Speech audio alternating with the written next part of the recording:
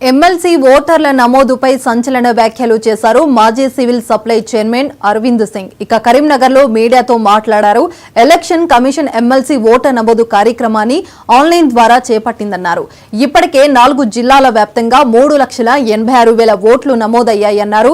Online ద్వారా ఒక్క vote పేరు మీద 4 ఓటర్లు నమోదయ్యాయని అన్నారు. ఎలక్షన్ కమిషన్ ఏం చేస్తుందని ప్రశ్నించారు. పెద్దపల్లి జిల్లాలో ఒక్కరి పేరు మీద 4 ఓట్లు అక్రమంగా నమోదు చేశారని ఆరోపించారు. 4 జిల్లాలలో వేల సంఖ్యలో అక్రమ ఓట్లు నమోదయ్యాయన్నారు. ఓన్ ఓటు అనేది ఎక్కడ పోయిందని ప్రశ్నించారు. ఆన్లైన్లో ఒక ఆధార్తో ఎన్రోల్ చేసిన తర్వాత మళ్ళీ ఎలా ఇంకొకటి సాధ్యమైందని ప్రశ్నించారు. ఒక ఓటర్కు ఒకే బూత్లో 3 ఓట్లు ఎలా వచ్చాయని ప్రశ్నించారు. కామన్ మెన్ పై తెలివిగా ఎన్రోల్ చేయించారన్నారు రవీంద్ర సింగ్. ఇక జిల్లా కలెక్టర్ వెంటనే స్పందించి చర్యలు తీసుకోవాలని కోరారు.